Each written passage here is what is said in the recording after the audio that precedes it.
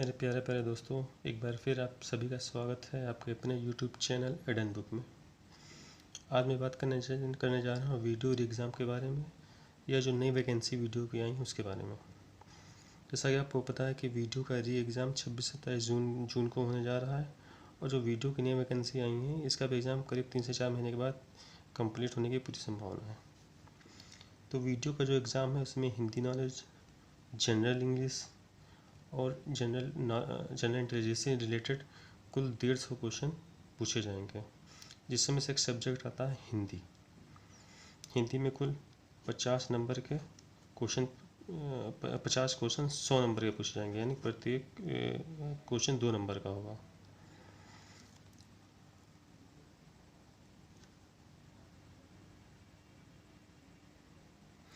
Hindi subject से कौन कौन से चैप्टर से क्वेश्चन आते हैं उनके बारे में आपको पूरी डिटेल से जानकारी देने जा रहा हूँ।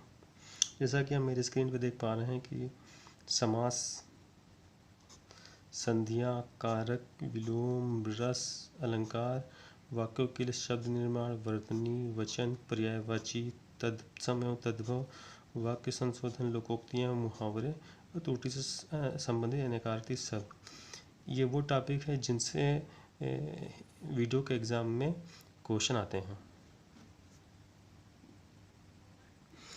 इसके अलावा भी बहुत सारे एग्ज़ाम होते हैं जिनमें हिंदी सब्जेक्ट से क्वेश्चन आते हैं। तो मैं आज आपको हिंदी सब्जेक्ट के बारे में टॉपिक वाइज बिल्कुल बेसिक से चीज़ें समझाने जा रहा हूँ, इसलिए मेरी वीडियो को आप ध्यान से देखें और अंत तक देखें। और अगर आपको मेरा वीडियो पसंद आए तो एक बार इसको सब्सक्राइब कर लें और ज़्यादा से ज़्यादा लोगों में शेयर करें। तो सबसे पहले हम जानते हैं कि हिंदी हिंदी एक भाषा है। भाषा किसी जाति, संस्कृति, सभ्यता से परिचित होने का एक माध्यम है। क्या है? माध्यम। क्योंकि यही जो हमारी लैंग्वेज एक माध्यम होता है हम अपनी बात को आगे सामने वाले तक पहुंचाने का। कल्पना कीजिए, यदि भाषा ना होती तो हम अपनी बात को सामने वाले तक कैसे पहुंचाते हैं। तो ये एक बेहतरीन माध्यम दिया गया है।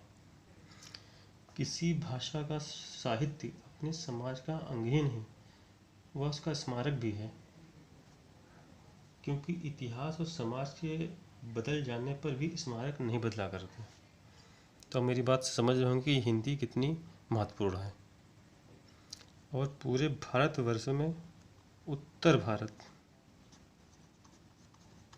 में सबसे ज़्यादा हिंदी बोली जाती है।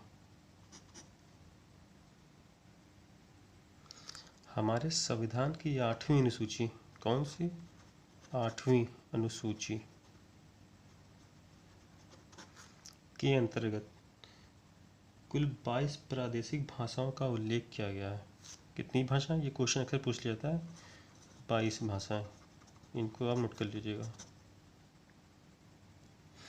जिसमें से ओडिया, उर्दू, कन्नड़, कश्मीरी, मलयालम, बोडो, संथाली, हिंदी, नेपाली, सिंधी, मैथिली, मणिपुरी, बहुत सारी कुल मिला के टोटल 22 भाषाओं का उल्लेख है।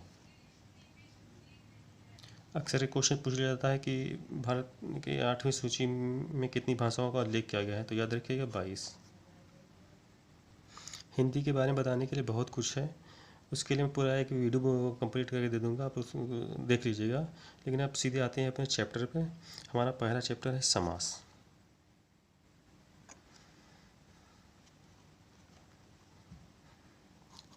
समास, सम प्लस आस,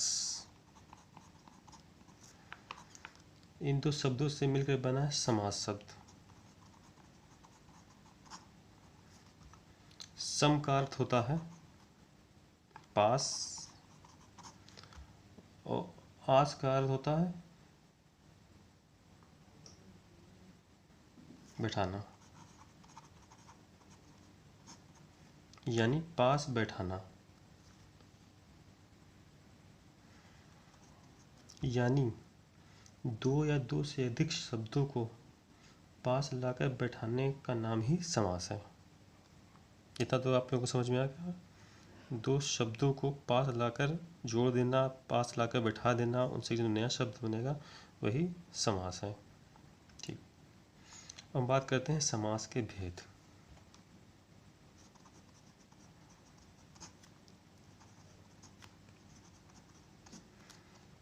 समास के कितने भेद होते हैं? अक्सर क्वेश्चन आ जाता है समास के भेद। समास के 4 भेद होते हैं। नंबर 1, अवयवी भाव।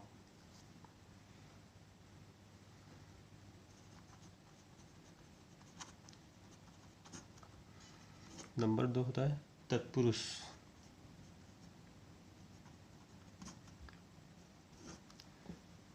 तीसरा होता है कर्मधारय।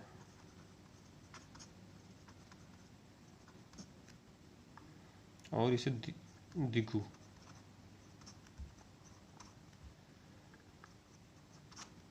और चौथा होता है बहुव्रीहि।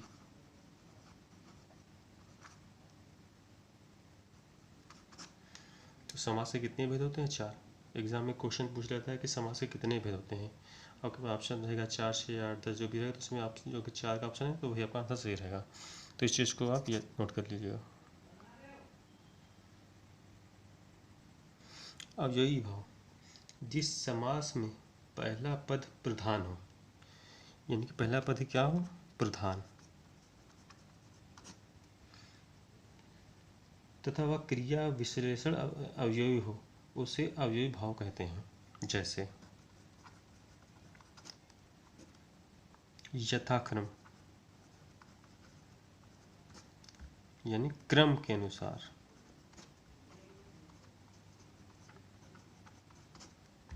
इसका एक दूसरा उदाहरण हो गया प्रत्येक,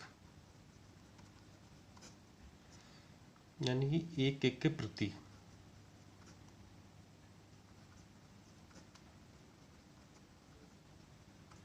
इसका तीसरा उदाहरण हो गया प्रतिदिन। अक्सर ये आता है प्रतिदिन।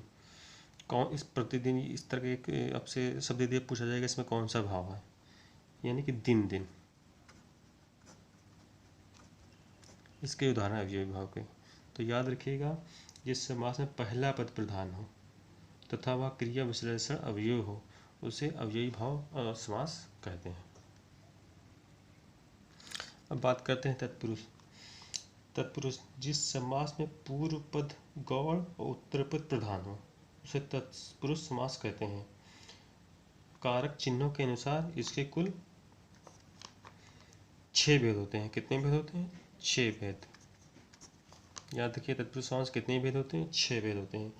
द्वितीय तत्पुरुष या कर्म तत्पुरुष ऐसे बोलते हैं, जैसे पतित पावन। पतित पावन, पतित पावन का अर्थ है पतितों को पवित्र करने वाला।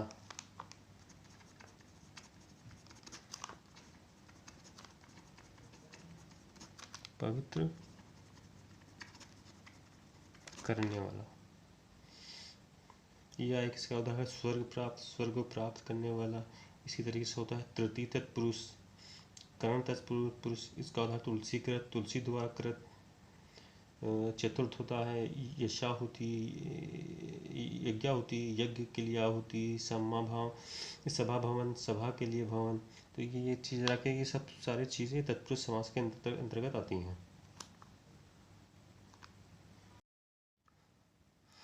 तत्पुरुष समास के 6 भेद होते हैं, जैसे कि मैंने आपको बताया था। पहला द्वितीय तत्पुरुष, ऐसे हम बोलते हैं कर्म तत्पुरुष। फिर करण तत्पुरुष, संप्रदान तत्पुरुष, अपादान तत्पुरुष, संपन्न, सप्तमी। कर्म तत्पुरुष जैसे सुख को प्राप्त करने वाला उदाहरण है। तृतीय तत्पुरुष या कर्ण तत्पुरुष रस भरा, यानी रस से भरा। संप्रदान तत्पुरुष का उदाहरण है रसोई घर, जैसे रसोई घर रसोई के लिए। अपादान जन्मांध, यानी जन्म से अंधा। संबंध राजकन्या, राजा की कन्या। और सप्तमी से पुरुषोत्तम, पुरुषों में उत्तम। इस तरह के सारे इसके उदाहरण हैं। तो इन चीज़ों को आप नोट कर लीजिएगा, ध्यान से इसको पढ़ लीजिएगा। तो हम बात कर रहे थे समास के भेद की। समास के अंदर 4 भेद होते हैं। 4 भेद के पहले अवयवी भाव, दूसरा तत्पुरुष। तत्पुरुष के अंदर ये 6 भेद होते हैं। एग्जामिनर अक्सर क्वेश्चन पूछ सकता है कि तत्पुरुष में कितने भेद होते हैं? तो 6, इसे याद रखिएगा। अब हम बात करते हैं कर्मधारय और द्विगु की।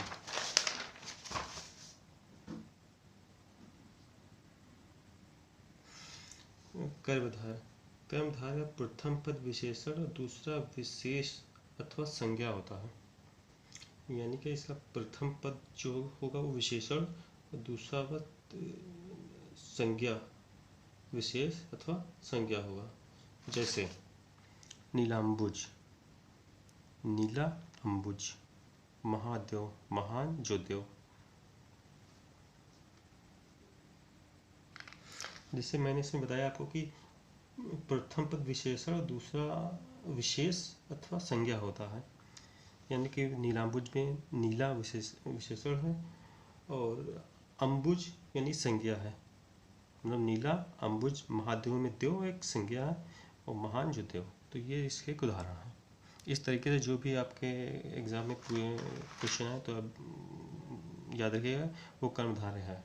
जैसे इसका उदाहरण हो सकता है पीताम्बर। पीताम्बर, पीताम्बर का मतलब पीत अंबर।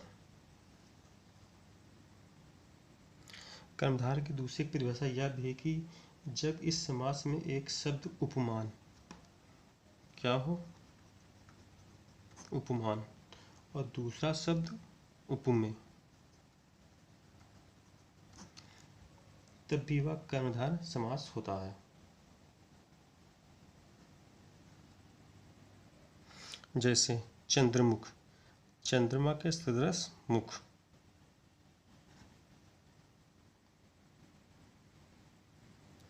हम बात करते हैं इसमें कर्मधारय और द्विगु। अब हम बात करते हैं द्विगु की। जिस कर्मधारय का पूर्व पद संख्या बोधक, क्या हो, पूर्व पद संख्या बोधक,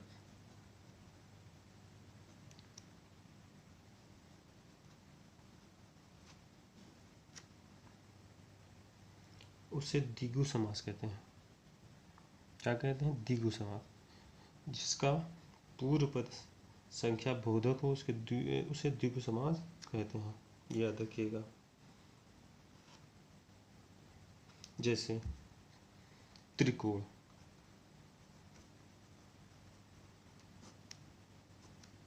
त्रिकोण मतलब तीन कोण।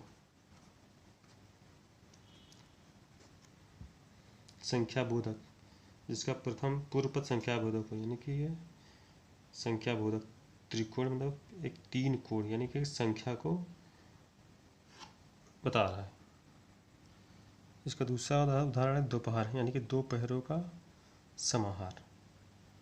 जिसमें कोई संख्या आ रही हो तो समझ जाइएगा वो द्विगु समास है।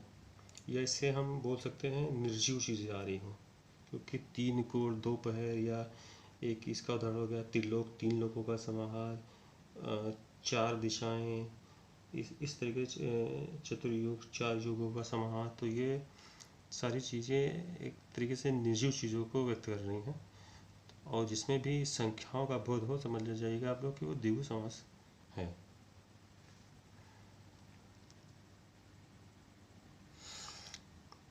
अब हम बात करते हैं द्वंद्व समास की। द्वंद्व समास में दोनों पद प्रधान होते हैं और दोनों पदों में पहला पद, जैसे हम बोल सकते हैं उनका समूह होता है।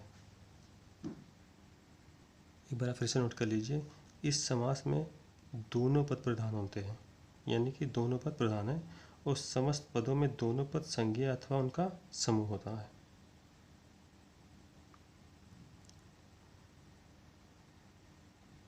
जैसे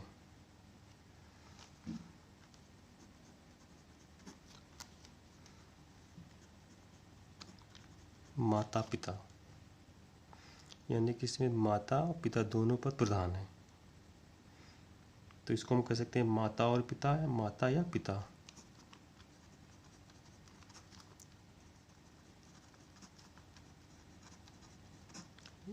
या माता या पिता। पति पत्नी, पति और पत्नी, पति या पत्नी। सीताराम, सीता और राम, चार छः, चार और छः। तो जब भी इस तरीके के आपका एग्जाम्पल हो, क्वेश्चन हो जिसमें लिखा हो माता पिता, तो समझ जाइए द्वंद्व समास है। या दे दिया जाएगा माता और पिता, ये कौन सा समास है। जिसमें बीच में और आ जाए और दोनों पर प्रधान हो तो समझ जाइएगा वो द्वंद्व समास है। अब आता है बहुव्रीहि, इस समास का आखिरी भेद है। बहुव्रीहि इस समास में दोनों पद अप्रधान रहते हैं। क्या रहते हैं? अप्रधान।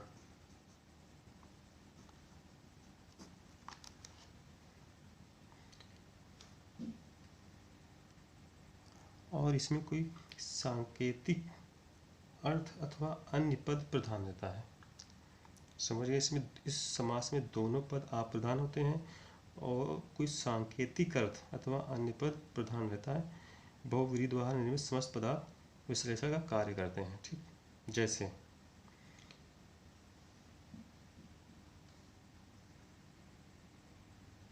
जैसे प्राप्त धन, प्राप्त है धन जिसको। दशानन, दशयानन जिसके अर्थात रावण। यानी कि इसमें दोनों पद अप्रधान है और किसी सांकेतिक अथवा अन्य पद प्रधान रहता है, जिसे हम बहुव्रीहि समास कहते हैं। इसमें जो भी इसका जो भी उदाहरण रहेगा उसमें चीज़ें सजीव रहेंगी।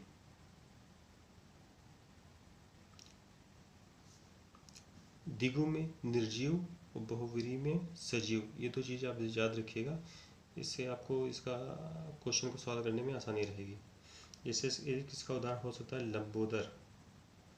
लंबोदर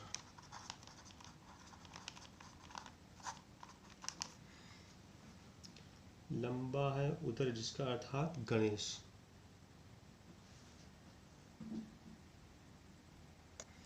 दिगु में, दिगु समास में निर्जीव चीज़ है जिससे पूछा जाता है त्रिकोण, तीन कोण, त्रिलोकी, तीन लोकों का समाहार। तो सारी चीज़ें निर्जीव चीज़ें व्यक्त कर रही हैं।